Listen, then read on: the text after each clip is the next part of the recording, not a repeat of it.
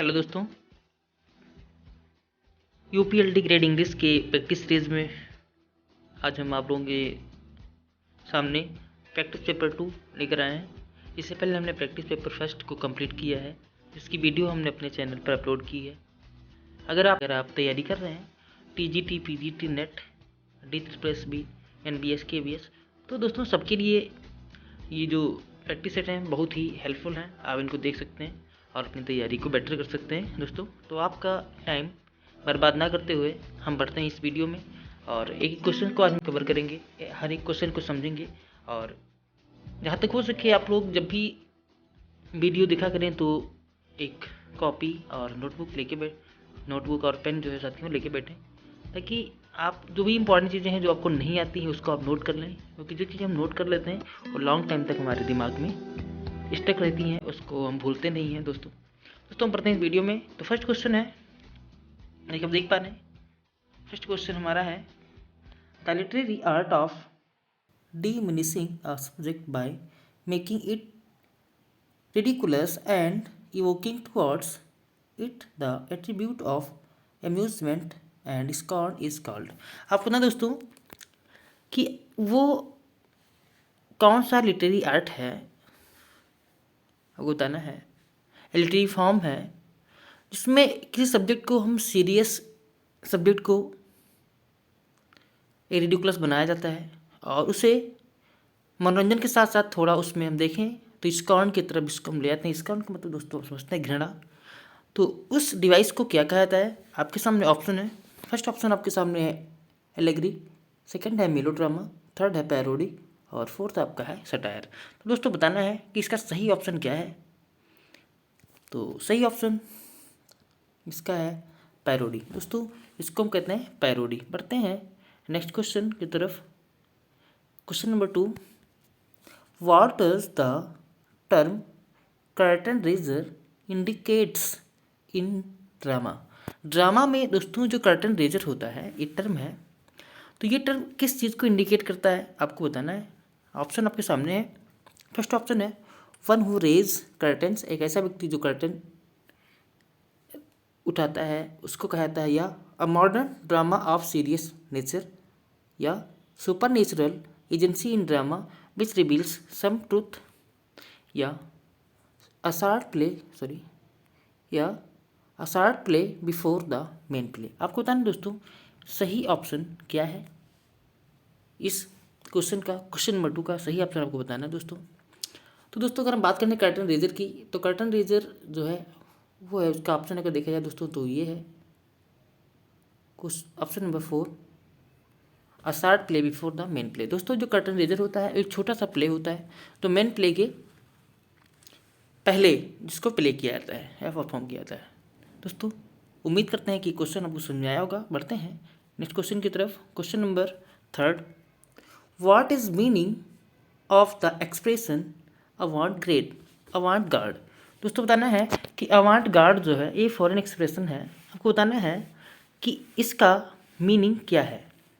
आपके सामने ऑप्शन है, फर्स्ट ऑप्शन है दोस्तों आप देख पा रहे हैं अनइंटेंशनल एटीट्यूड, सेकंड है रिडिक्यूलिंग एटीट्यूड, थर्ड है ट्रेजिक कंक्लूजन, फोर्थ है आपका new writing that is innovative. आपको बताना है चारों में से सही ऑप्शन क्या होगा, अवांट गार्ड का मीनिंग क्या होता है। दोस्तों क्वेश्चन नंबर 3 का सही आंसर, तो सही आंसर आपके सामने है new writing that is innovative. दोस्तों अवांट गार्ड का मतलब होता है new writing that is innovative. बढ़ते हैं थोड़ा सा आगे। क्वेश्चन नंबर 4 आपके सामने, what is stream of consciousness technique. आपको बताना है कि स्ट्रीम ऑफ कॉन्शियसनेस जो टेक्निक है उसे वो किसे कहते हैं, आपको बताना है दोस्तों। आपके सामने ऑप्शन है, फर्स्ट ऑप्शन है technique which depicts the inner thoughts and feelings, second है study of relation between words and things, third है अ थिएट्रिकल डिवाइस, फोर्थ आपका है a particular kind of knowledge. आपको बताना है स्ट्रीम ऑफ कॉन्शियसनेस का जो अर्थ है वो क्या है, या ये टेक्निक किसे कहा जाता है आपको ये बताना है दोस्तों। क्वेश्चन नंबर 4 का सही ऑप्शन आप बताएं, सही आंसर इसका होता है first technique which depicts the inner thoughts and feelings. ये दोस्तों अगर हम बात करते हैं एक ट्रिक से इसको याद करने की, तो यहाँ पे आप देख पा रहे हैं इनर थॉट्स एंड फीलिंग्स, और जैसा कॉन्शियसनेस का मतलब भी यही होता है दोस्तों, तो आप इसको इस प्रकार से याद कर सकते हैं। बढ़ते हैं थोड़ा सा आगे क्वेश्चन नंबर 5 की तरफ। क्वेश्चन 5 दोस्तों जो है ये PGT 2004 और 5 में आया हुआ क्वेश्चन है। तो क्वेश्चन है आपका अनदर नेम फॉर वर्स लिवरे।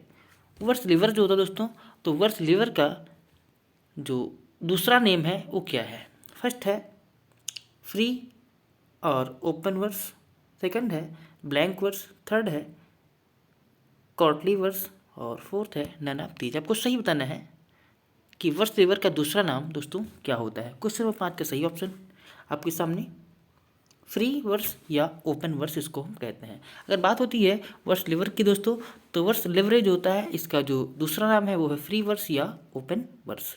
पढ़ते हैं थोड़ा सा आगे क्वेश्चन नंबर 6 की तरफ। आप देख पा रहे हैं क्वेश्चन नंबर 6 है the importance of being earnest 1895 by Oscar Wilde satirizes. आपको बताना है दोस्तों जो ऑस्कर वाइल्ड का एक वर्क है the importance of being earnest, तो आपको बताना है ये किस चीज़ के ऊपर सटायर करता है, किस के ऊपर ये व्यंग करता है, आपको बताना है। तो आपके सामने ऑप्शन है first the sexual hypocrisies of Victorian morality, second है आपका the contemporary royal dynasty, third है आपका एलिजाबेथन ड्रामेटिस्ट और फोर्थ है आपका नन ऑफ दीज। आपको सही ऑप्शन चुनना है। सही ऑप्शन क्या होगा दोस्तों, आप लोग बताएं। क्वेश्चन नंबर 6 का सही ऑप्शन आपके सामने अगर देखिए बात करते हैं तो ये सटायर है the sexual hypocrisies of Victorian morality. दोस्तों आप इसको नोट कर सकते हैं। बढ़ते हैं थोड़ा सा आगे क्वेश्चन नंबर 7 आप देख पा रहे हैं William Wycherley, William Congreve, Oliver Goldsmith and Richard Brinsley Sheridan are the writer of. आपको बताना है कि जितने भी यहाँ पे ऑथर आपको बताए गए William Wycherley, William Congreve, Oliver Goldsmith, Richard Brinsley Sheridan, ये सबको बताना है कि ये किसके लेखक हैं। तो फर्स्ट ऑप्शन आपके सामने comedy of humours, comedy of manner, comedy of situation या नन ऑफ दीज। आपको सही ऑप्शन बताना है। सही आंसर इसके लिए क्या हो सकता है। क्वेश्चन नंबर 7 का सही ऑप्शन आपके सामने अगर हम बात करते हैं William Wycherley, William Congreve, Oliver Goldsmith, Richard Brinsley Sheridan, तो ये सब लेखक हैं कॉमेडी ऑफ मैनर्स के। दोस्तों अगर हम बात करते हैं तो ये सब लोग कॉमेडी ऑफ मैनर्स लिखते थे। पढ़ते हैं थोड़ा सा आगे question number 8 the term comedy of menace. अब बात करते हैं कॉमेडी ऑफ मिनेस एक टर्म है which British drama critic Irving Wardle based on the sub title of the lunatic view a comedy of menace 1958 by David Campton is a jocular play on words derived from the. आपको बताना है दोस्तों कि जो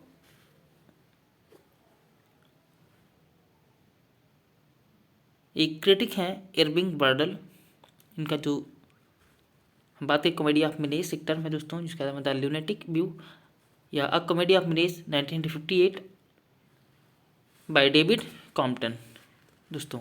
and David Compton साहब पे लिखा हुआ the lunatic view a comedy of menace जो है जो 1958 में जो लिखा गया दोस्तों। तो जोकुलर प्ले है, play on words derived from, ये कहाँ से ड्राइव हुआ है दोस्तों, इसकी उत्पत्ति कहाँ से हुई है आपको बताना है। कॉमेडी ऑफ मिनेस जो ल्यूनेटिक व्यू है दोस्तों। तो पढ़ते हैं ऑप्शन की तरफ। ऑप्शन आपके सामने फर्स्ट है कॉमेडी ऑफ मैनर्स, सेकंड है कॉमेडी ऑफ ह्यूमर्स, थर्ड है comedy of sentiments, comedy of emotions. आपको सही ऑप्शन बताना है दोस्तों। इसके लिए सही ऑप्शन क्या होगा। क्वेश्चन नंबर 8 का सही ऑप्शन आप बता दीजिए इसका क्या हो सकता है। तो क्वेश्चन नंबर 8 का अगर हम सही आंसर देखें तो होता है कॉमेडी ऑफ मैनर्स दोस्तों। क्या होता है कॉमेडी ऑफ मैनर्स। बढ़ते थोड़ा सा आगे क्वेश्चन नंबर 9 की तरफ। तो अगर हम बात करें क्वेश्चन नंबर 9 की दोस्तों, तो बात करें क्वेश्चन नंबर 9 तो क्वेश्चन को पढ़ लेते हैं पहले। अ फाइनेंशियल इमेज और startling comparison showing dissimilar similarity is called. बताइए दोस्तों, एक लाइन है, अ फाइनेंशियल इमेज और startling comparison showing dissimilar similarity is called. अब आप समझ गए होंगे दोस्तों इसको क्या कहा जाएगा। क्वेश्चन नंबर 9 का सही आंसर आपको बताना है। तो ये हो दोस्तों कंसीट। क्या हो दोस्तों? कंसीट। आप इसको नोट कर सकते हैं। बढ़ते हैं थोड़ा सा आगे। क्वेश्चन नंबर 10, द स्ट्रगल और opposition between two characters or two forces is called.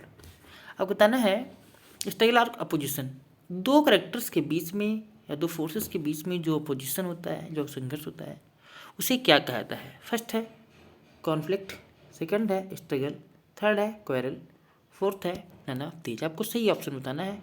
Question number 10 का सही ऑप्शन क्या हो सकता है दोस्तों? तो क्वेश्चन नंबर 10 का सही ऑप्शन आपको चुनना है। तो इसका सही आंसर आपका है कॉन्फ्लिक्ट। क्या हो दोस्तों? कॉन्फ्लिक्ट। पढ़ते थोड़ा सा आगे क्वेश्चन नंबर 11 की तरफ। 11 है what is the name of an implied simile. अगर हम बात करते हैं एन इम्प्लाइड सिमिली की तो तुरंत आपको याद आता है कि एन इम्प्लाइड सिमिली का मतलब होता है दोस्तों मेटाफर। इसमें सोचने की कोई बात ही नहीं है। 11 का ये है मेटाफर। इम्प्लाइड सिमिली मेटाफर को ही कहा जाता है। पर थोड़ा सा आगे, what is direct address to the dead, to the absent और टू अ पर्सनिफाइड ऑब्जेक्ट और आइडिया। अब दोस्तों आखिर वो कौन सा फिगर ऑफ स्पीच है जिसमें एक डेड या मरे हुए व्यक्ति को या जो ऐसे व्यक्ति को जो एब्सेंट हो, जो प्रेजेंट ही ना हो, जो पर्सनिफाइड ऑब्जेक्ट हो या कोई आइडिया हो, अगर उसको हम डायरेक्ट एड्रेस करते हैं, डायरेक्ट संबोधित करते हैं जीवित व्यक्ति की तरह, तो उसे हम क्या कहते हैं दोस्तों? अगर बात आती है किसी निर्जीव चीज़ को हम जीवित की तरह दिखाते हैं तो वहाँ बात होती है, पर तो होता है वो पर्सनिफिकेशन। लेकिन यहाँ पर पर्सनिफिकेशन नहीं होगा। यहाँ पे जो आंसर आपका होने वाला है वो अपोस्ट्रॉफी होता है। अपोस्ट्रॉफी में क्या करते हैं कि निर्जीव चीज़ों को या मरे हुए व्यक्तियों को हम इस प्रकार से एड्रेस करते हैं कि जैसे वो हमारी बात सुन रहे हों और उनके अंदर जान हो, वो जीवित हों। दोस्तों उम्मीद है कि आपको समझ में आ गया होगा। बढ़ते हैं थोड़ा सा आगे क्वेश्चन नंबर 13 की तरफ। तो William Shakespeare was baptised on. हमने क्वेश्चन किया था फर्स्ट प्रैक्टिस सेट में कि आपको बताना है कि विलियम शेक्सपियर को बैप्टाइज कब किया गया, इनका नामकरण कब हुआ। तो दोस्तों आपके सामने ऑप्शन है। फर्स्ट ऑप्शन है 13 अप्रैल 1564, फिर 23 अप्रैल 1564। सेकंड है आपका 24 अप्रैल 1564 और सी है आपका 25 अप्रैल 1564 या 26 अप्रैल 1564। सही ऑप्शन आपको चुनना है कि विलियम शेक्सपियर साहब का बैप्टाइज कब हुआ था, उनका नामकरण कब हुआ था। सभी जानते हैं 26 अप्रैल 1564 में। दोस्तों बढ़ते थोड़ा सा आगे क्वेश्चन नंबर 14 की तरफ। William Shakespeare died on. अब बात करते हैं विलियम शेक्सपियर की मृत्यु कब हुई थी।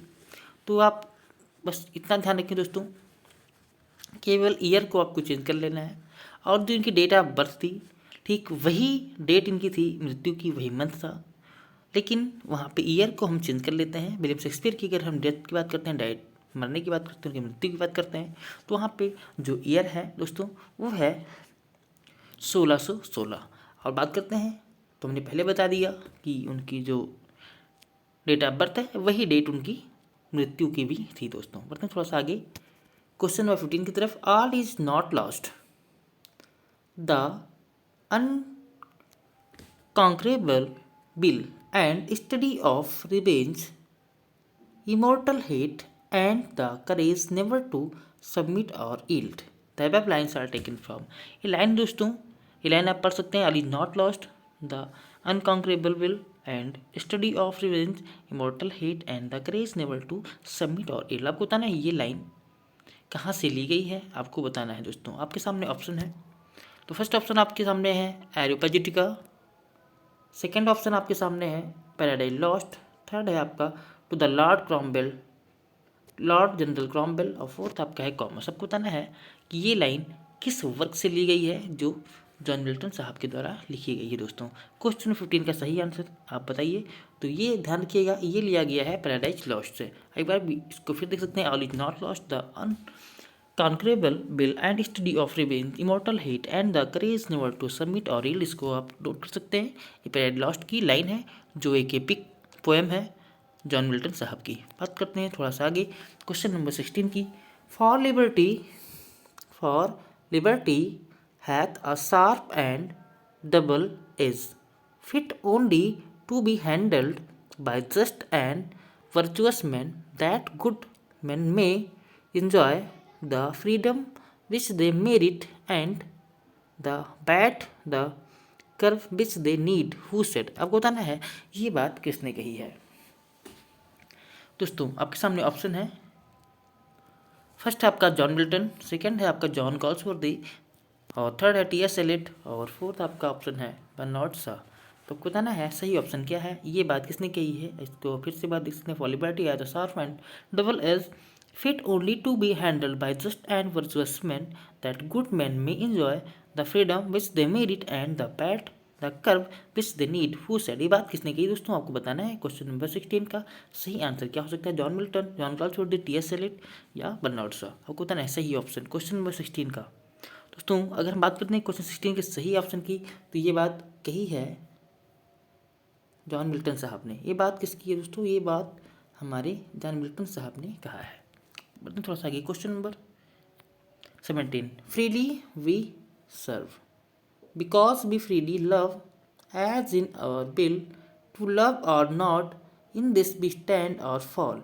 Who said? आपको बताना है ये किसने कहा है कि फ्रीली वी सर्व, स्वतंत्र होकर के हम सेवा करते हैं। बिकॉज वी फ्रीली लव, क्योंकि हम स्वतंत्र रूप से प्रेम करते हैं। एज इन आवर विल, जैसा कि हमारी जो इच्छाएं होती हैं अपनी इच्छा के अनुसार। टू लव और नॉट, प्रेम करे या ना करे। In this B stand or fall, इस प्रकार से हम गिरते हैं या खड़े रहते हैं। आपको बताना है ये बात किसने कही है दोस्तों। तो इसमें जो ऑप्शन आपका जॉन मिल्टन, सेकंड है जॉन गॉल्सवर्दी, थर्ड है टी.एस. एलियट और फोर्थ आपका है बर्नार्ड शॉ। सही ऑप्शन आपको बताना है क्या है क्वेश्चन नंबर 17 का। दोस्तों बात करें क्वेश्चन 17 की, तो ये भी बात अगर हम बात करते हैं तो ये कहा है जॉन मिल्टन साहब ने। बढ़ते हैं थोड़ा सा आगे क्वेश्चन नंबर 18 की तरफ। हिज फादर नेम वाज, अगर बात करें हिज कौन है यहाँ पे दोस्तों, तो हिज यहाँ पे जॉन मिल्टन के लिए यूज़ हुआ है। आपको बताना है कि जॉन मिल्टन साहब के पिता का क्या नाम था। तो सभी जानते हैं कि जॉन मिल्टन और के पिता का नाम, उनका नाम सेम था, तो उनका सेम नाम था। जॉन मिल्टन के पिता का नाम भी जॉन मिल्टन ही था दोस्तों। तो ये भी आपको समझ में आ गया होगा। क्वेश्चन नंबर 18 को कवर करने के बाद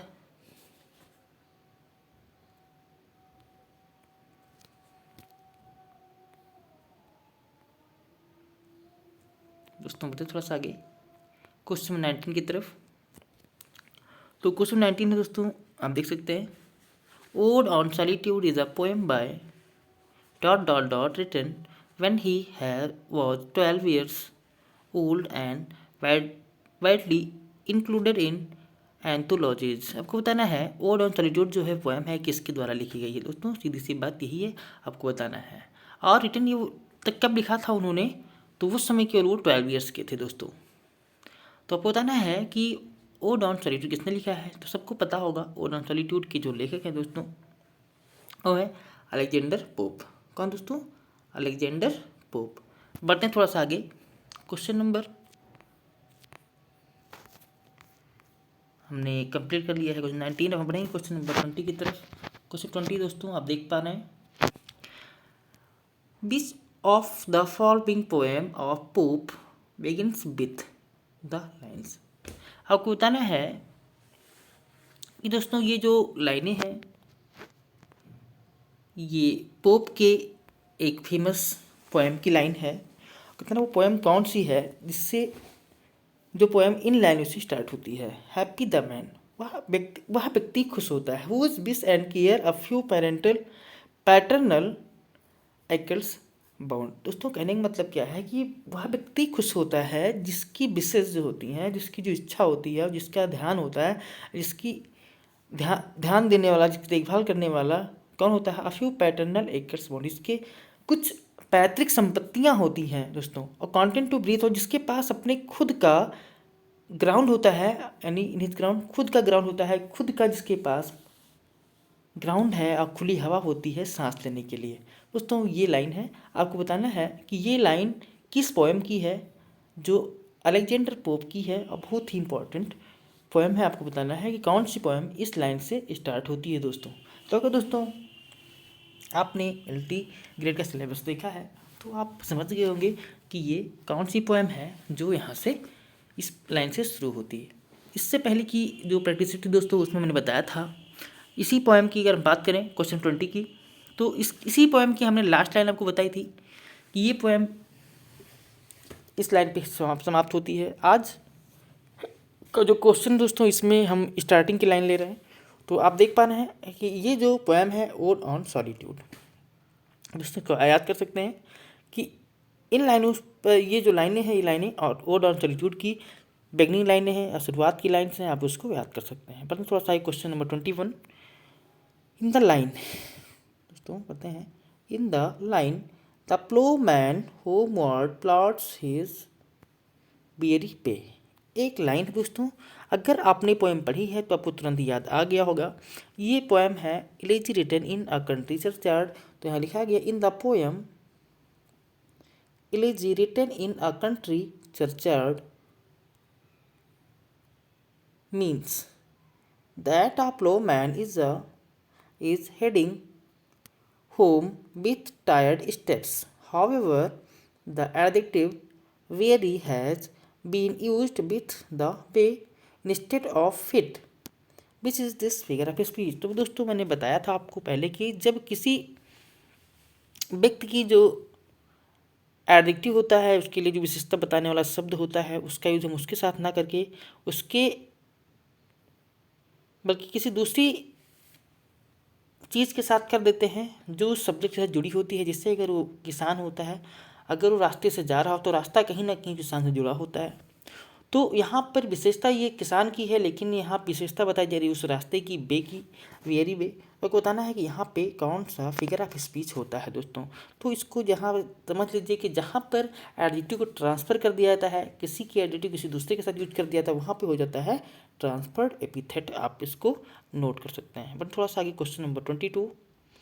तो in the third stanza of poem elegy written in a country churchyard, an owl is described complaining to the moon about in। दोस्तों अगर बात करते हैं इस पोएम की elegy written in a country churchyard, इसमें एक आउल है जो मून से कंप्लेन कर रहा है। तो दोस्तों बताना है कि ये मून से किसके बारे में कंप्लेन करता है, किसके बारे में ये जो आउल है, उल्लू है, ये शिकायत कर रहा होता है। आपको बताना है। फर्स्ट ऑप्शन आपके सामने है द solitariness of church, या द मूनलाइट, या the poets breaking of its nest, या the poets roaming about the nest. आपको बताना है किसके लिए ए आउल मून से कंप्लेन कर रहा है दोस्तों। क्वेश्चन नंबर 22 का सही ऑप्शन अब बताएं क्या हो सकता है। तो क्वेश्चन 22 का अगर हम बात करते हैं तो हो जाएगा क्वेश्चन नंबर 2 का सही option D, the poets roaming about the nest. यानी दोस्तों जो पोएट है वो उसके घोंसले के चारों तरफ क्या कर रहा है, रोम कर रहा है, घूम रहा है। तो इसके लिए जो आउल है वो शिकायत करता है मून से। बढ़ते हैं थोड़ा सा आगे क्वेश्चन नंबर 23 की तरफ दोस्तों। तो अगर बात करें क्वेश्चन नंबर 23 की, तो according to the poem elegy written in a country churchyard, अगर हम बात करते हैं कि जो पोएम है elegy written in a country churchyard, तो इसके अकॉर्डिंग जो बीटल्स है, beetles make sound due to air. तो बीटल्स जो हैं वो साउंड करते हैं, साउंड, लेकिन किसकी वजह से करते हैं आपको बताना है। तो देयर स्ट्रेट फ्लाइट, या डायगोनल फ्लाइट, या सर्कुलर फ्लाइट, या रेक्टेंगुलर फ्लाइट। आपको बताना है किसकी वजह से जो बीटल्स हैं वो साउंड कर रहे होते हैं। आपको बताना है सही ऑप्शन 23 का। दोस्तों अगर बात करते हैं 23 के सही ऑप्शन की, तो हो जाएगा option number C, circular flight के। यानी कि जो बीटल्स हैं वो अपने सर्कुलर फ्लाइट की वजह से साउंड करते हैं elegy written in country churchyard के अकॉर्डिंग जो पोएम है दोस्तों। पढ़ते हैं थोड़ा सा आगे question number 24। In which year Wordsworth added preface to his lyrical ballad. आपको बताना है कि वो कौन सा ईयर था जब वर्ड्सवर्थ ने लिरिकल बैलेड में प्रीफेस को ऐड किया था। तो आपके सामने ऑप्शन है 1798, 1800, 1802, 1805। जैसा कि दोस्तों आप जानते हैं लिरिकल बैलेट्स के कई एडिशंस आए होते हैं, और कितने एडिशंस थे आपको बताना है कमेंट बॉक्स में, और उसमें बताना है कि जो preface to the lyrical ballad है वो किस ईयर में आया था, आपको बताना है। या कह सकते हैं प्रीफेस को वर्ड्सवर्थ साहब ने लिरिकल बैलेट से कब जोड़ा था, आपको बताना है वो सही आंसर क्वेश्चन नंबर 24 का। दोस्तों ये बहुत ही इजी क्वेश्चन है, सभी लोग जानते हैं कि जो preface to the lyrical ballad है वो 1800 में आया था दोस्तों। पर थोड़ा सा आगे क्वेश्चन नंबर 25 की तरफ। तो आफ्टर हुम आपको बताना है, आफ्टर हुम वॉज अपॉइंटेड आफ्टर हुम Wordsworth was appointed poet laureate of England. आपको बताना है कि वर्ड्सवर्थ को किसके बाद इंग्लैंड का पोएट लॉरिएट नियुक्त किया गया था। ऑप्शन आपके सामने, Robert Southey, sir Walter Scott, Coleridge या बेन जॉनसन।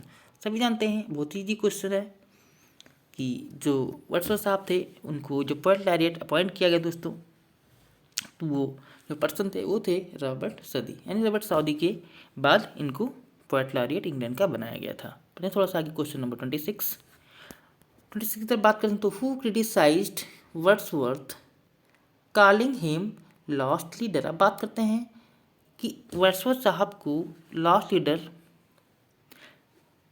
के रूप में किसने, या लॉस्ट लीडर कहते हुए किसने क्रिटिसाइज किया, किसने आलोचना की। तो आपके सामने ऑप्शन है, फर्स्ट ऑप्शन है अर्नोल्ड, सेकंड है ब्राउनिंग, थर्ड है शेली और फोर्थ है आपका केट। सभी जानते हैं दोस्तों कि लास्ट लीडर जो वर्क है, तो लास्ट लीडर वर्क लिखा है ब्राउनिंग साहब ने। किसने दोस्तों, तो इसका जो सही आंसर है 26 का वो है बी, ब्राउनिंग। यानी ब्राउनिंग ने, जो रॉबर्ट ब्राउनिंग थे, उन्होंने वर्ड्सवर्थ को लास्ट लीडर कह के पुकारा है, और उन्होंने लास्ट लीडर नाम का वर्क भी लिखा है जिसमें उन्होंने वर्ड्सवर्थ साहब को बहुत ज़्यादा क्रिटिसाइज किया है। आपको दोस्तों बताना है कि वर्ड्सवर्थ को रॉबर्ट ब्राउनिंग ने लास्ट लीडर कहते हुए क्यों कहा था, या लास्ट लीडर कहते हुए क्यों क्रिटिसाइज किया था, इसका आंसर आपको कमेंट बॉक्स में देना है दोस्तों। क्वेश्चन नंबर 26 हम कंप्लीट कर चुके। अब बढ़ते हैं क्वेश्चन 27 की तरफ। तो Wordsworth added preface to the lyrical ballads in the year. सभी जानते हैं दोस्तों, अभी बताया गया कि preface to the lyrical ballad की बात की जाए कि किस ईयर में जुड़ा था, 27 का आंसर है। तो अभी हो चुका है एक बार, हम रिपीटेड क्वेश्चन है 1800 में। बढ़ते हैं थोड़ा सा आगे क्वेश्चन 28 की तरफ। दोस्तों Shelley wrote a pamphlet at Oxford the necessity of atheism by whom was he inspired. आपको बताना है दोस्तों कि जो शेली महोदय थे उन्होंने एक पम्पलेट लिखा था ऑक्सफर्ड कॉलेज में जिसका नाम है द नेसेसिटी ऑफ एथेइज्म। दोस्तों जो द नेसेसिटी ऑफ एथेइज्म है, आपको बताना है कि जो ये उन्होंने लिखा था, जब हमने लिखा था तो किसके द्वारा वो इंस्पायर हुए थे, किसके द्वारा वो प्रेरित किए गए थे, आपको बताना है उस व्यक्ति का नाम। तो फर्स्ट आपके सामने ऑप्शन है कांत, सेकंड ऑप्शन आपके सामने है बर्गसन, और आपको हम दो ऑप्शन और दिखा देने दोस्तों। जो दो ऑप्शन और हैं, एक आपका ऑप्शन है ह्यूम, और जो लास्ट ऑप्शन आपके सामने है वह है कीट। सबको बताना है सही ऑप्शन क्या होगा, यानी कि शेली जी ने नेसेसिटी ऑफ एथेइज्म लिखा था तो वो किसके द्वारा वो इंस्पायर हुए थे। आपको बताना है क्वेश्चन 28 का सही ऑप्शन। तो क्वेश्चन नंबर 28 का सही ऑप्शन दोस्तों ह्यूम। कौन है, ह्यूम, यानी ह्यूम के द्वारा इंस्पायर किए गए थे ये द नेसेसिटी ऑफ एथेइज्म लिखने के लिए। दोस्तों बढ़ते थोड़ा सा आगे question number 29। Who wrote the necessity of atheism. आपको बताना है कि द नेसेसिटी ऑफ एथेइज्म है ये किसने लिखा था। एक क्वेश्चन जो है पीजीटी 2013 में पूछा गया है दोस्तों। आपके सामने ऑप्शन है, फर्स्ट ऑप्शन है ऑस्कर वाइल्ड, सेकंड है बायरन, थर्ड है क्रिस्टोफर मार्लो और फोर्थ है आपका शेली। आपको सही ऑप्शन चुनना है दोस्तों क्वेश्चन नंबर 29 का। तो सभी जानते हैं कि ये माना जाता है, ऐसा शेली जी ने स्वीकार नहीं किया था कि ये वर्क उन्होंने लिखा, लेकिन माना जाता है कि ये वर्क उन्होंने लिखा था। और दोस्तों हम जान लीजिए किसी वर्क की वजह से इनको, इनके दोस्त के साथ दो जेफरसन था, तो इन दोनों को ऑक्सफर्ड से कॉलेज से इनको निकाल दिया गया था, रेस्टिकेट कर दिया गया दोस्तों, ये आप नोट कर सकते हैं। पढ़ने क्वेश्चन 30 की तरफ। John Keats died of. अब जॉन कीट्स की मृत्यु किसकी वजह से हुई थी? ऑप्शन आपके सामने, फर्स्ट है आपका कॉलरा, सेकंड है कंजप्शन, थर्ड है टाइफाइड और फोर्थ है आपका रेनल फेलियर। आपको बताना है सही ऑप्शन क्या है, कीट्स की मृत्यु किसकी वजह से हुई थी। दोस्तों 30 का सही आंसर क्या होगा? तो अगर बात करते हैं जॉन कीट्स की तो है ऑप्शन नंबर बी, कंजम्पशन। और दोस्तों यहाँ पे याद कर लीजिए, कहीं कहीं आपको ट्यूबरक्लोसिस भी देखने को मिलता है और कंजम्पशन भी देखने को मिल जाता है दोस्तों। तो कंजम्पशन भी सही है और ट्यूबरक्लोसिस अगर मिलता है तो आप उसको भी टिक कर सकते हैं। पर थोड़ा सा question number 31, John Keats was अब जॉन कीट्स क्या थे? क्वेश्चन ये भी पीजीटी 2010 में पूछा क्वेश्चन है। तो फर्स्ट है आपका क्लासिकल पोएट, सेकंड है रोमांटिक पोएट और थर्ड है डिडैक्टिक पोएट, फोर्थ आपका है हेलेनिस्टिक पोएट। आपको बताना है सही ऑप्शन 31 के लिए क्या हो सकता है। आपको बताना दोस्तों कि जॉन कीट्स क्या थे। तो दोस्तों जॉन कीट्स की अगर हम बात करते हैं, जॉन कीट्स रोमांटिक पोएट तो थे ही, क्योंकि इनको माना जाता है कि ये सेकेंड जनरेशन के रोमांटिक पोएट हैं। लेकिन अगर दोस्तों यहाँ पे बात करते हैं तो जो सही और जो एग्जैक्ट अगर बात करते हैं तो जॉन कीट्स क्या थे, तो उसके लिए हम चुनेंगे ऑप्शन नंबर डी। अगर आपको ये मिलता है तो ये ऑप्शन में कि हेलेनिस्टिक पोएट, तो ये ऑप्शन ज़्यादा एग्जैक्ट है इनके लिए। क्वेश्चन नंबर 31 के लिए जो आपका सही ऑप्शन है वो है हेलेनिस्टिक पोएट। पर थोड़ा सा क्वेश्चन 32 की तरफ। तो क्वेश्चन 32 है, the motion of crossing the bar is a metaphor for. को ना था कि द नोशन मतलब विचार अवधारणा, क्रॉसिंग द बार जो है ये किसका मेटाफर है, किसके लिए मेटाफर आपको बताना है। फर्स्ट है आपका प्रेइंग टू गॉड, सेकंड है डाइंग, थर्ड है बिकमिंग एन अटर्नी और फोर्थ है आपका ग्रोइंग ओल्ड। 32 का सही ऑप्शन आपको बताना है क्या हो सकता है दोस्तों। तो सही ऑप्शन होता है डाइंग। क्रॉसिंग द बार मतलब होता है मृत्यु की तरफ जाना। दोस्तों आगे बढ़ते हैं क्वेश्चन नंबर 33 की तरफ। तो क्वेश्चन 33 है, Tithonus is loved by the goddess of what. आपको बताया कि टाइथोनस जो है दोस्तों वो किसकी देवी के द्वारा उनको प्रेम किया जाता है। फर्स्ट है रेन, सेकंड है सन, थर्ड है मून, फोर्थ है आपका डॉन। आपको बताना है सही ऑप्शन क्या है, टाइथोनस को किसकी देवी के द्वारा प्रेम किया जाता है। क्वेश्चन नंबर 33 का सही ऑप्शन आपकी स्क्रीन पर है दोस्तों, आप देख पा रहे हैं। तो ये है गॉडेस ऑफ डॉन। बटन थोड़ा सा आगे question number 34, Robert browning was baptised on. आपको बताना है रॉबर्ट ब्राउनिंग का नामकरण कब हुआ था। 34 का सही ऑप्शन आपके सामने, फर्स्ट है आपका 12 जून, सेकंड है 16 जून, थर्ड है 14 जून और फोर्थ है आपका 18 जून। सही ऑप्शन आपको चुनना है 34 के लिए। दोस्तों जैसे कि आप देख पा रहे हैं 34 का सही ऑप्शन हो जाएगा 14 जून, यानी कि इनको बैप्टाइज किया गया था। इनका अगर नामकरण देखा जाए तो 14 जून को हुआ था। अगर बात करते हैं इनके बैप्टाइज्ड ईयर की, आप कुछ कमेंट करके बताएं कि इनका बैप्टाइज्ड ईयर क्या था। दोस्तों पर थोड़ा सा आगे question number 35, Browning mother's name was. आपको बताना है ब्राउनिंग के मदर का क्या नाम था। फर्स्ट है सारा एना बिडेमैन, सेकंड है रूथ एन, थर्ड है डोरथी, फोर्थ है आपका नन ऑफ दीज। आपको बताना है रॉबर्ट ब्राउनिंग की मदर का क्या नाम था। 35 का सही ऑप्शन क्या होगा, तो उनका नाम था सारा एंड बिडेमैन। बटन थोड़ा सा आगे क्वेश्चन नंबर 36 की तरफ, which age period Matthew Arnold belongs to. बात करते हैं मैथ्यू अर्नोल्ड किस एज या किस युग से दोस्तों बिलोंग करते थे। फर्स्ट है आपका रोमांटिक एज, सेकंड है विक्टोरियन एज, थर्ड है मॉडर्न एज और फोर्थ है आपका पोस्ट मॉडर्न एज। आपको बताना है सही ऑप्शन कि मैथ्यू अर्नोल्ड किस एज से बिलोंग करते हैं। क्वेश्चन नंबर 36 का सही ऑप्शन क्या होगा। तो सभी जानते हैं मैथ्यू अर्नोल्ड जो है वो विक्टोरियन एज से बिलोंग करते हैं दोस्तों। पर थोड़ा सा आगे क्वेश्चन 37 की तरफ, तो hearing the death of Arnold in an ancient a certain critic remarked. Arnold के मृत्यु के बारे में सुनकर एक एक्सीडेंट में अर्नोल्ड की मृत्यु की खबर सुनने पर एक असर्टेन क्रिटिक रिमार्क, एक क्रिटिक ने रिमार्क किया था। तो वो रिमार्क क्या है। फर्स्ट है there goes our greatest scholar, second है आपका there goes our last Greek.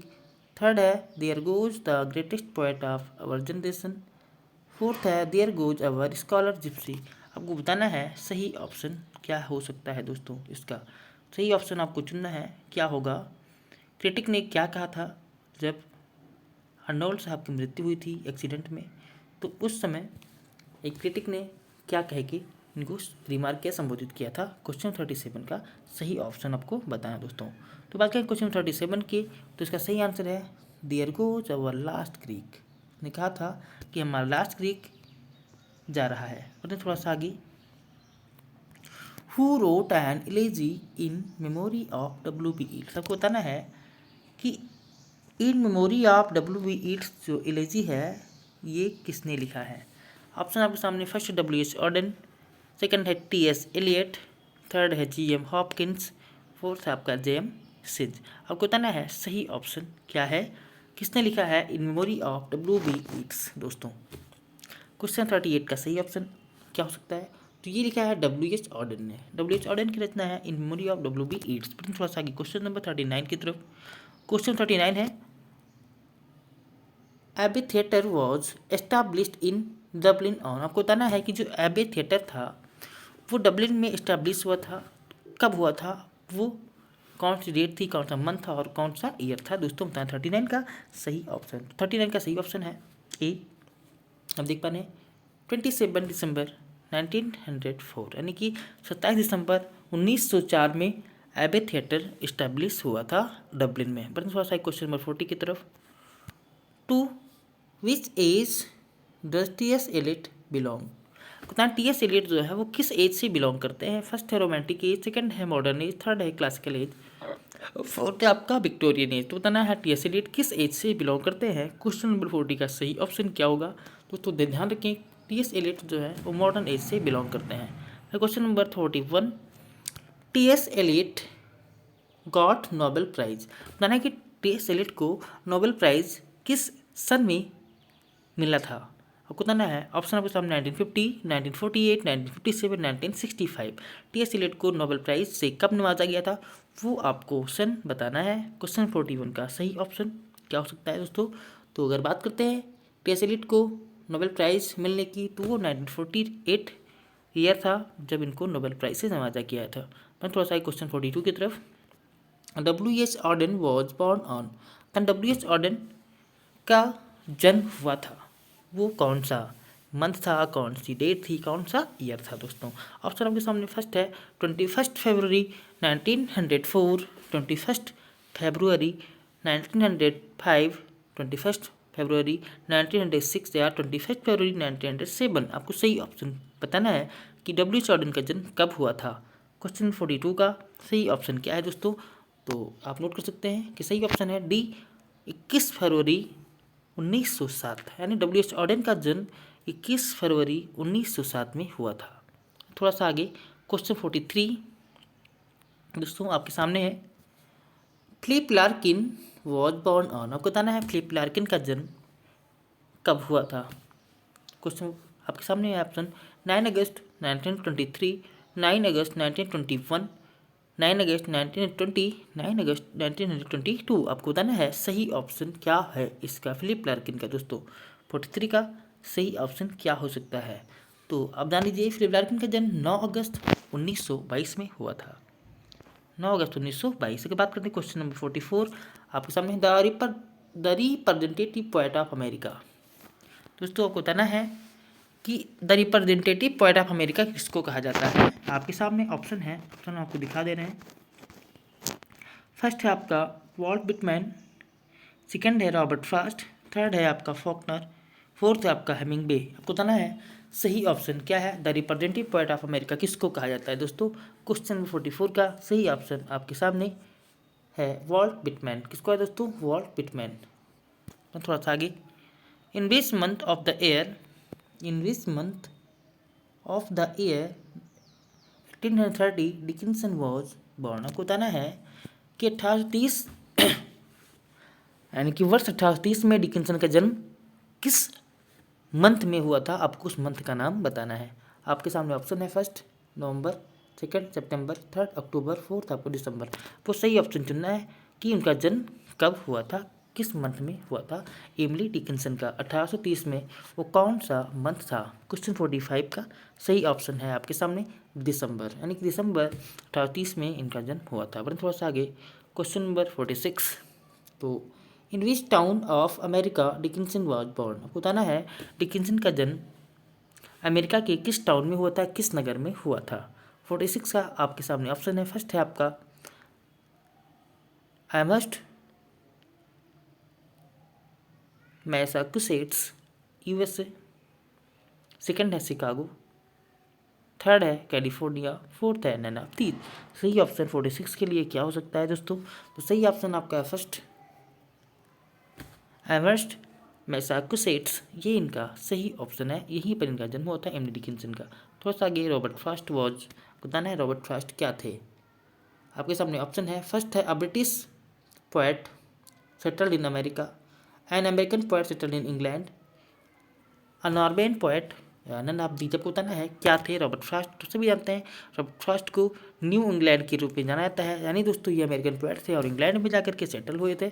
तो सही ऑप्शन होगा 47 का बी दोस्तों, सही ऑप्शन है B, an American poet settled in England. प्रश्न थोड़ा सा आगे, when did Frost die, Frost की मृत्यु कब हुई थी। आपके सामने ऑप्शन है 1961, सेकंड है 1962, 1963 या 64। आपको बताना सही ऑप्शन क्या है, फ्रॉस्ट का की मृत्यु कब हुई थी, वो कौन सा ईयर था दोस्तों। 48 का सही ऑप्शन, ऑप्शन आपके सामने 1963, यानी कि फ्रॉस्ट जब की मृत्यु जो है 1963 में हुई थी। बढ़ते हैं थोड़ा सा आगे क्वेश्चन नंबर 49, तो तीन कन्या, एक है आपका वर्क है Teen Kanya is a 1961 Indian Bengali anthology film directed by Satyajit Ray and based upon short stories by. बताना है कि तीन कन्या जो है 1961 में एक इंडियन बंगाली एंथोलॉजी फिल्म है जो सत्यजीत राय के द्वारा डायरेक्ट की गई थी। तो वो शॉर्ट स्टोरीज के ऊपर वो बेस्ड है। तो बताना है उस शॉर्ट स्टोरीज किसकी हैं। आपके सामने ऑप्शन है। फर्स्ट रविन्द्रनाथ टैगोर, सेकंड है कमला दास, थर्ड है नसीम एजकेल और फोर्थ है आपके सामने ग्रीस कर्नाड। आपको सही ऑप्शन चुनना है 49 के लिए दोस्तों। तो 49 का जो सही ऑप्शन है वो है रविन्द्रनाथ टैगोर, यानी कि रविन्द्रनाथ टैगोर की शॉर्ट स्टोरीज पर तीन कन्या जो 1961 में एक इंडियन बंगाली एंथोलॉजी फिल्म आई थी जो सत्यजीत राय के द्वारा जो डायरेक्ट की गई थी, वो रविन्द्रनाथ टैगोर के शॉर्ट स्टोरीज थे दोस्तों। बढ़ते हैं थोड़ा सा क्वेश्चन 50 की तरफ। क्वेश्चन 50 है, in which story of Tagore Tarapada a young Brahmin boy. आपको बताना है दोस्तों कि टैगोर का वो कौन सा या टैगोर की कौन सी कहानी है जिसमें तारा पाद नाम का एक यंग ब्राह्मण बॉय था, कैचेज अ बोट राइड भी था विलेज जमींदार, जो एक गांव के जमींदार के साथ एक चलती हुई बोट को पकड़ता है। It turns out that he has run away from his home and has been wandering around ever since. The Zamindar adopts him and finally arranges a marriage to his own daughter। आपको बताना है कि उस जमींदार ने क्या किया था कि उसी लड़के को अडॉप्ट कर लिया था और अपनी बेटी से उसका विवाह करवा दिया था। The night before the wedding, तारापदा runs away again। और जो तारापदा था वो वेडिंग के रात से पहले ही, शादी की रात से पहले ही भाग गया था। तो बताना है दोस्तों वो कौन सी कहानी है जो टैगोर के द्वारा लिखी गई है। आपके सामने ऑप्शन है। फर्स्ट है आपका अतिथि, सेकंड है आपका हेमंती, थर्ड है आपका स्त्रीपत्र और फोर्थ है आपका दर्पहरण। आपको बताना है सही ऑप्शन क्या है दोस्तों। 50 के अगर हम सही ऑप्शन की बात करें, सही आंसर की बात करते हैं कुछ 50 के, तो वो है आपका अतिथि। क्या दोस्तों, अतिथि। मैं थोड़ा सा आगे क्वेश्चन 51 की तरफ। What is the origin of the race of Nissim Ezekiel. आपको बताना है नसीम इजकेल का जो जाति है उसकी ओरिजिन क्या है। फर्स्ट है बेन इजराइल, सेकंड है इंडियन क्रिश्चियंस, सेकंड है डायबिडियंस और फोर्थ है आपका लैटिन अमेरिकन। आपको बताना है उनकी रेस क्या है निसिम एजकेल की। दोस्तों 51 का सही आंसर क्या है, तो हम जानते हैं निसिम एजकेल को बेन इजराइल कहा जाता है। दोस्तों ये बेन इजराइल इनकी रेस है। दोस्तों मैं थोड़ा सा क्वेश्चन नंबर 52 की तरफ, निसिम एजकेल इज ये born.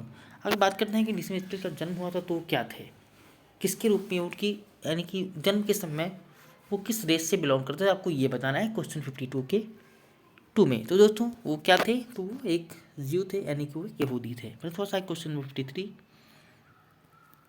The striders 1966, relations 1971, selected poems 1976, second site 1986 and collected poem 1997 और द पोएटिक कलेक्शन ऑफ। आपको बताना है कि द स्ट्राइडर्स जो 1966 में आया, रिलेशंस जो 1971 में आया, सिलेक्टेड पोएम्स 1976 में आया, सेकेंड साइट 1986 में आया और कलेक्टेड पोएम्स 1997 में आया। तो ये जो पोएटिक कलेक्शंस हैं दोस्तों, आपको बताना है कि ये पोएटिक कलेक्शंस किसके हैं, इसके जो पोएट हैं वो कौन है। फर्स्ट ऑप्शन आपके सामने है कमला दास, सेकंड है आपके सामने निसिम एजकेल, और अगर हम बात करते हैं थर्ड की एक के रामानुजन और फोर्थ है आपका कमला दास। आपका सही ऑप्शन क्या है इसका दोस्तों आपको बताना है। क्वेश्चन 53 का सही ऑप्शन आपके सामने क्वेश्चन ऑप्शन नंबर सी ए के रामानुजन, यानी the striders 1966, relation 1971, selected poems, second site collected poems, इनके जो पोएट हैं वो हैं ए के रामानुजन। बढ़ते थोड़ा सा आगे दोस्तों, the poem obituary appears in the collection. बताना है कि ओबिचुअरी जो है दोस्तों पोएम है, ये किसके कलेक्शन में अपीयर होता है, किसके कलेक्शन में दिखाई पड़ता है। फर्स्ट है रिलेशंस, सेकंड है हिम्स टू डार्कनेस। बात करें दोस्तों हम इसके बाद दो ऑप्शन और हैं, देख लीजिए, द सोल्जर्स और फोर्थ है आपका सेकंड साइट। आपको बताना है कि दोस्तों वो कौन सा, क्वेश्चन फिर से देख लीजिए। तो आपके सामने आप क्वेश्चन है द पोएम ओबिचुअरी जो अपीयर होता है किस कलेक्शन में आता है, आपको ये बताना है दोस्तों किसका है, ए के रामानुजन का है और किस कलेक्शन में आता है ये आपको बताना है। 54 का सही ऑप्शन क्या है दोस्तों, तो 54 का सही ऑप्शन है रिलेशंस में आता है दोस्तों। अच्छा आगे क्वेश्चन नंबर 55 की तरफ, तो दोस्तों क्वेश्चन 55 हम देख लेते हैं।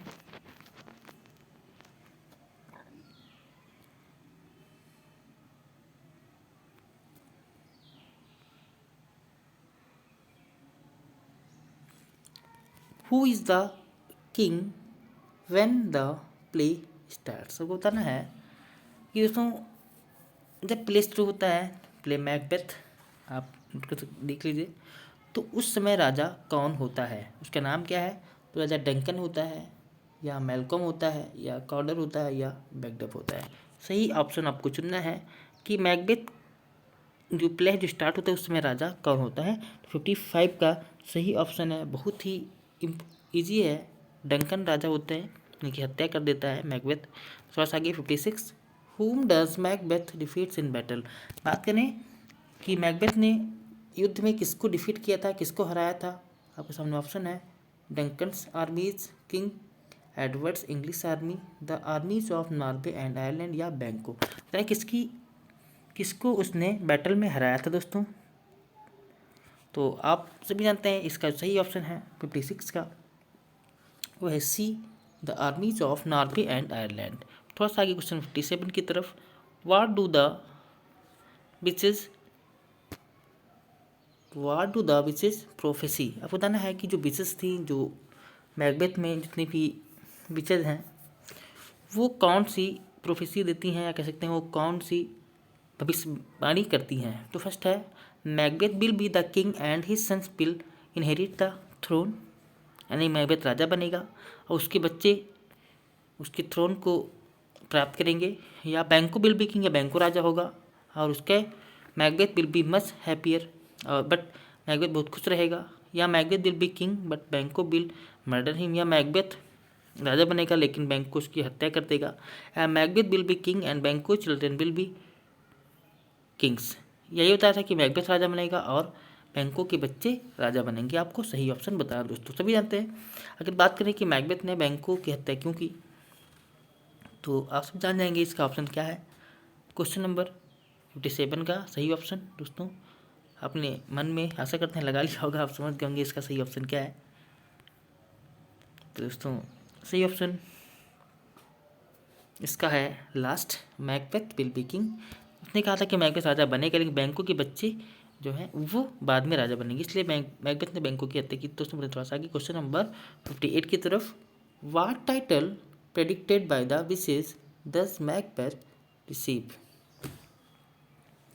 बताया मतलब जो विशेष थी जो प्रेडिक्ट कर रही थी, तो उन लोगों ने मैकबेथ को कौन से किस टाइटल से पुकारा था। आपके सामने ऑप्शन है earl of Dunsinane, thane of Cawdor, prince of Birnam wood या प्रिंस ऑफ स्कॉटलैंड। क्या कहा दोस्तों, आपको बताना है कि इसने किस टाइटल से मैकबेथ को पुकारा था, आपको ये बताना है। क्वेश्चन 58 का सही ऑप्शन क्या है। तो दोस्तों का सही ऑप्शन है थेन ऑफ कॉर्डर। अगर बात करें विशेष की, विशेष ने संबोधित किया था, टाइटल दिया था थेन ऑफ कॉर्डर। दोस्तों मैं थोड़ा सा आगे, who is made here to Duncan's throne. And Duncan का जो थ्रोन होता है, जो सिंहासन होता है, उसका उत्तराधिकारी किसे बनाया जाता है। फर्स्ट है मैकबेथ, सेकंड है मैकबेथ सन्स फ्लेंस, थर्ड है डंकन सन मैलकॉम, फोर है मैकडेफ। आपको सही ऑप्शन बताना है। डंकन के सिंहासन का उत्तराधिकारी किसे बनाया जाता है। क्वेश्चन 59 का सही ऑप्शन डंकन सन मैलकॉम। थोड़ा सा आगे question number 60, Johnson has presented human beings in the play with their. आपको बताना है कि जॉनसन ने प्रेजेंट किया है human beings in the play, human beings को प्रेजेंट किया है अपने प्ले में। तो किसके साथ, they are different humours, they are different cloth, they are different incident या दे आर डिफरेंट स्टोन्स। आपको सही ऑप्शन बताना है दोस्तों। तो आप सभी जानते हैं, अगर हम बात करते हैं जॉनसन की, जब भी बेन जॉनसन की बात होती है चलिए याद आता है कॉमेडी ऑफ ह्यूमर, आप सभी जानते हैं। तो सही ऑप्शन इसका हो जाएगा डिफरेंट ह्यूमर्स। थोड़ा सा आगे question number 61, which lively citizen comedy did Johnson join with Marston and Chapman. आपको बताना है कि इस लिवली सिटीजन कॉमेडी किसके, मतलब लिवली सिटीजन कॉमेडी जो है दोस्तों, जो जॉनसन ने ज्वाइन किया मास्टन और चैपमैन के साथ, वो कौन सा था। फर्स्ट है ईस्टवार्ड, सेकंड ईस्टवार्ड, वेस्टवार्ड, सेकंड या नन ऑफ दीज। आपको सही ऑप्शन बताना दोस्तों क्वेश्चन नंबर 61 के लिए। सही ऑप्शन क्या होगा, जिसको जॉनसन साहब ने मास्टन और चैपमैन के साथ ज्वाइन किया। तो 61 का जो सही ऑप्शन है वो है ए ईस्टवार्ड सेकंड। थोड़ा सा क्वेश्चन नंबर 62 दोस्तों, और devils in N S is categorized as Ben Johnson's. आपको बताना है कि the devils in N S, अगर बात करें तो बेन जॉनसन के द्वारा कैटेगराइज किया गया। तो किसमें, ट्रेजिडी में, कॉमेडी में, थ्रिलर में या ट्रेजिक कॉमेडी में। आपको बताना है सही ऑप्शन क्या है 62 का दोस्तों। सही ऑप्शन है कॉमेडी। दोस्तों बात करते हैं तो कॉमेडी में आता है the devil in N ass. बढ़ते हैं थोड़ा सा आगे question 63, Eastward second was followed by Johnson's masterpiece, how many plays followed. बताएगा ईस्टवार्ड सेकंड जो है तो वो जॉनसन के द्वारा कि मास्टरपीसेस के द्वारा उसको फॉलो किया जाता है। तो बताना है कि मास्टरपीसेस में और कितने जो है प्लेज फॉलो किए जाते हैं, आपको बताना है। फर्स्ट है 4 प्लेज, सेकंड है नेक्स्ट 4 प्लेज, थर्ड है 5 प्लेज और फोर्थ है नेक्स्ट 5 प्लेज। सही ऑप्शन आपको बताना है 63 के लिए दोस्तों। तो 63 के लिए सही ऑप्शन हो जाएगा बी नेक्स्ट 4 प्लेज, यानी ये भी आते हैं जॉनसन के मास्टरपीस में। थोड़ा सा आगे Cynthia's revels is a satire that is. आपको बताना है सिंथियाज रिबेल जो है वो एक सटायर है जो कि क्या है, एक एलेगरी है, सेमी एलेगोरिकल सटायर है, एन एलेजी है या एन लेंदी प्रोज है। आपको बताना है सही ऑप्शन क्या है 64 का। दोस्तों बात करें 64 की सही ऑप्शन की तो हो जाएगा सेमी एडिटोरियल सटायर। पर थोड़ा सा क्वेश्चन नंबर 65 और ये होगा लास्ट क्वेश्चन आज की वीडियो का। और हम क्या कहें दोस्तों कि इस वीडियो को हम यहीं पे समाप्त कर रहे हैं। क्वेश्चन 64 हम कवर कर चुके हैं और अब हम पढ़ेंगे इसके आगे कि जो 65 से जितने बचे क्वेश्चन हैं जिसमें अब ग्रामर का पोर्शन भी स्टार्ट होगा, तो वो हम बनाएंगे प्रैक्टिस सेट 2 पार्ट सेकेंड। दोस्तों आप लोग इस वीडियो को देखें और इसके बाद उस वीडियो को देखना ना भूलें, क्योंकि जितने भी क्वेश्चन आपको मिल रहे हैं सारे इंपॉर्टेंट हैं और सभी बहुत ही अच्छे क्वेश्चन हैं जो कहीं ना कहीं एग्जाम में पूछे गए क्वेश्चन हैं दोस्तों। तो मिलते हैं नेक्स्ट वीडियो में, तब तक आप वीडियो को देखते रहें और नोट जरूर बना लें। और दोस्तों यहाँ पे बात करते हैं, अगर आपको हमारी वीडियो अच्छी लगती हैं तो सपोर्ट कर दिया करें, वीडियो को लाइक कर लें, शेयर कर दें और कमेंट जरूर कर दिया करें। और बताएं अगर कोई दिक्कत है कहीं, अगर वीडियो बनाने में आपको कहीं से कोई कमी नज़र आती है तो ज़रूर बताएं ताकि उस कमी को हम दूर कर सकें। दोस्तों मिलते हैं, नमस्कार। और फिर मिलेंगे किसी नेक्स्ट वीडियो में। और जो नेक्स्ट वीडियो होगी वो इसका पार्ट 2 होगा दोस्तों। और इससे पहले प्रैक्टिस पेपर फर्स्ट मैंने पहले बता दिया था, वो हमने कंप्लीट किया है। इसकी जो लिंक है हम डिस्क्रिप्शन बॉक्स में डाल दे रहे हैं, आप उसको भी देख सकते हैं।